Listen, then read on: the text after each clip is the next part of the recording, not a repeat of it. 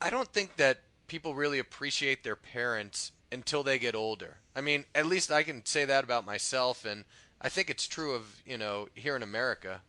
Yeah, I was gonna say in this culture anyway. Yeah. Yeah, I can totally agree with that.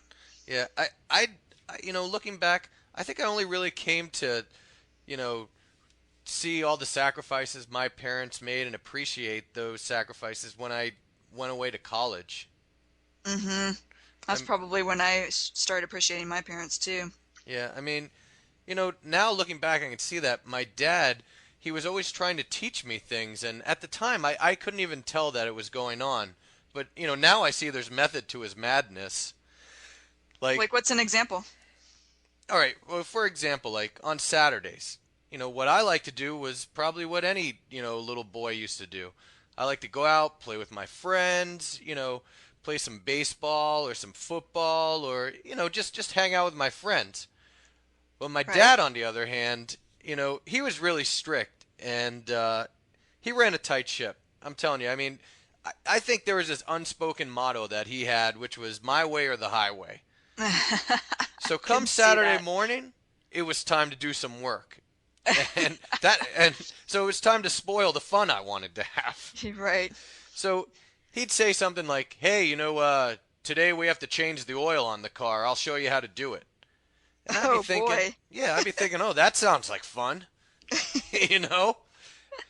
Or like another time he'd say, "Okay, we have to change the brakes today, and I think that I'll show you how to do it this time, and you can do it next time."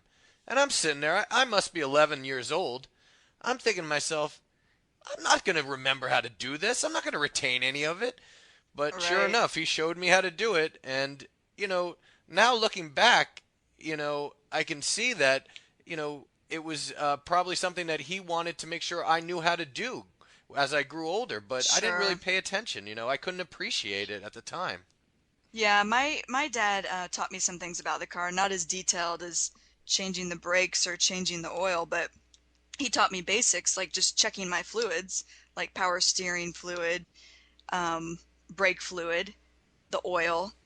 At the time, I would dread him teaching me. I wouldn't retain it, I would forget. So he would constantly be teaching me, and I knew it would be this long-winded lecture when I would be wanting just to get in the car and leave, go meet my friends. Yeah, sure. But now I appreciate that he taught me those, how to check my fluids, actually. It's a useful thing to know. Yeah, there were some things that my father would teach me, like when I was younger, and I did appreciate it. And I mean, like, the one thing that stands out in my mind is learning how to cook. You know, my dad was really good about allowing us to be in the kitchen while he was cooking, because my dad's an amazing cook. And, Yeah, he is. when we were growing up, I remember like all my friends and my mom's side of the family, it was only the women who cooked. But Uh-huh. from my dad's side of the family, the men totally cooked. I mean, I just said my dad was a great cook. He learned from his father, my grandfather, who was a great cook. My grandfather's brother, my great uncle, he Hmm. was a great cook. So it really wasn't a gender specific trait in my family.